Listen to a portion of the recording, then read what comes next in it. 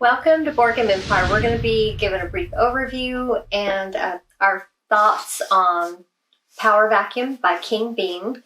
So this just finished funding on Kickstarter, and I believe it did very well.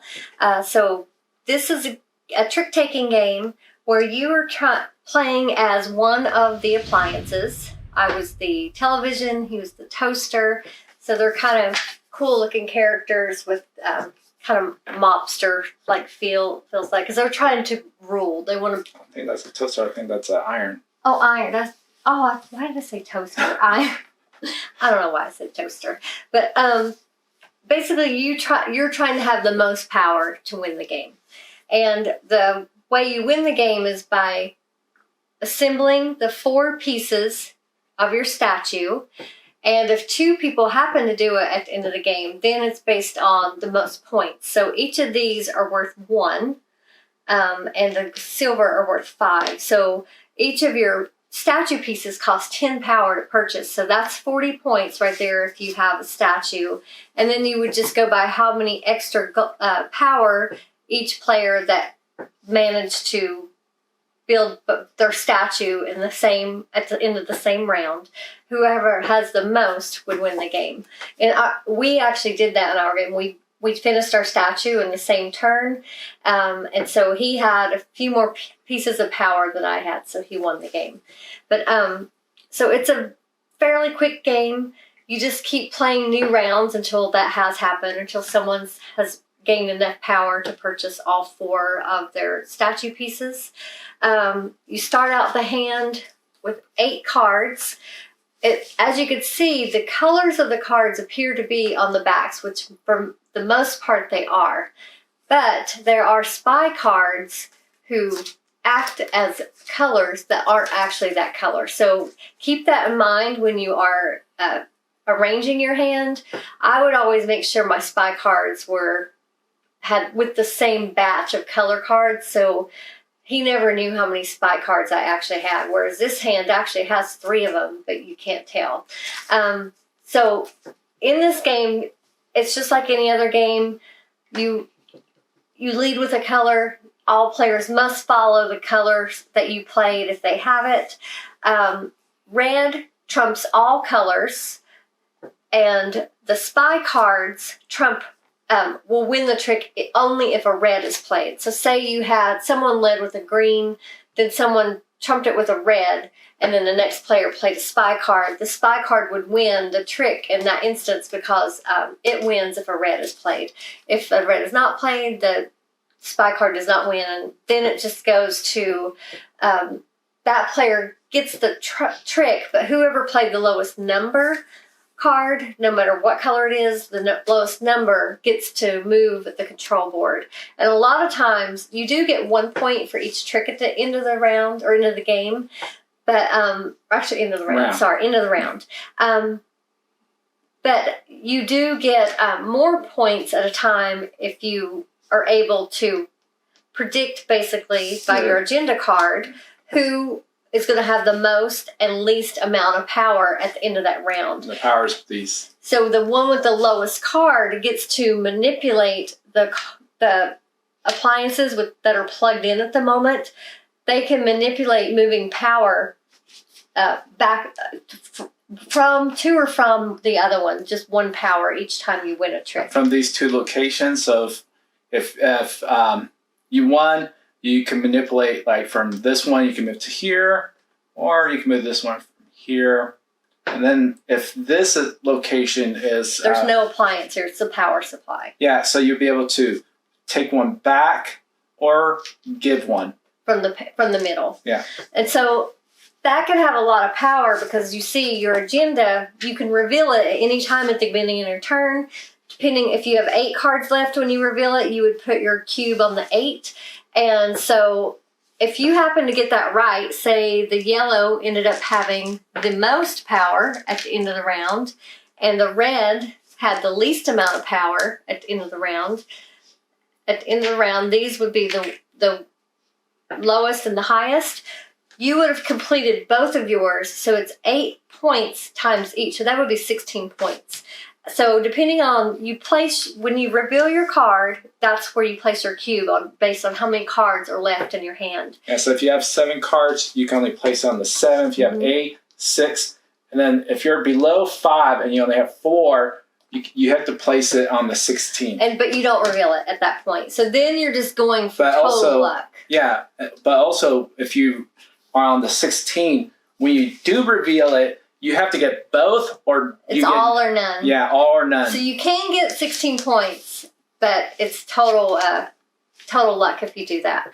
So we all get these agendas that we keep hidden at the beginning of the round, along with our 8 cards. And you also do the agenda for the first round, and that will determine what appliances are plugged in. Yeah.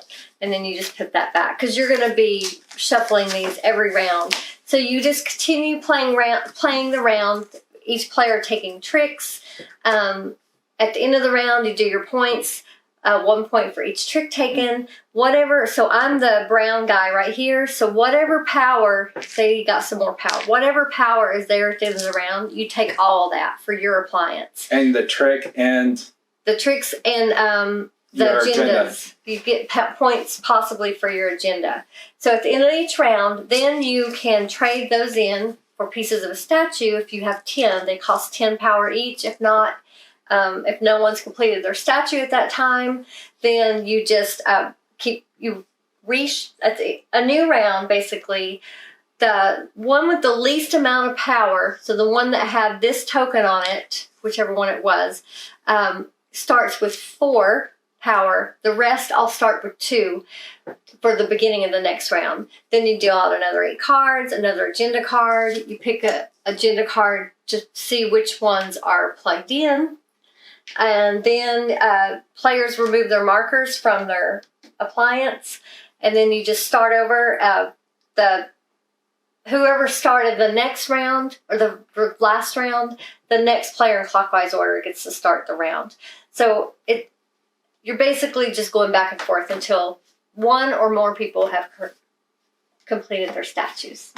So what did you think of this? It's a pretty simple game. I would say the rule book needs some fine-tuning. But it's a prototype. But I think that this is a game that could be...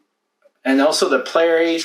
One thing that I wish the player aid did have was, if you're a winner, how it pretty much...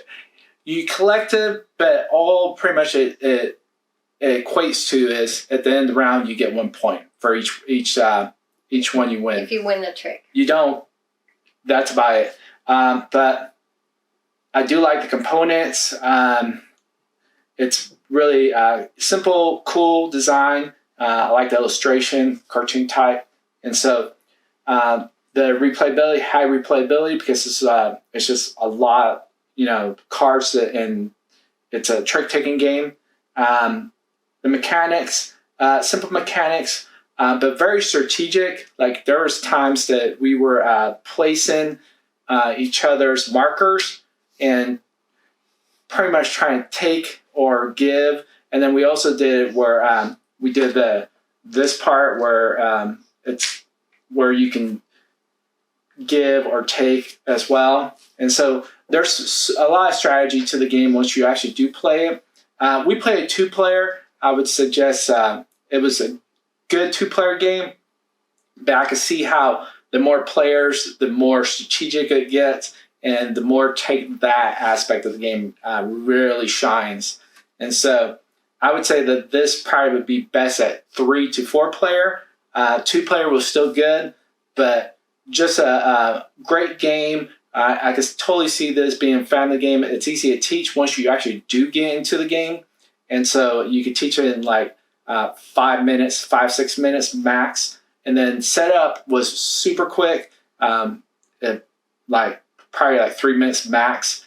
And so you're looking at 9 minutes getting up the game. And then the game takes 30, 40 minutes. So you're looking at 50 minutes, 55 minutes total.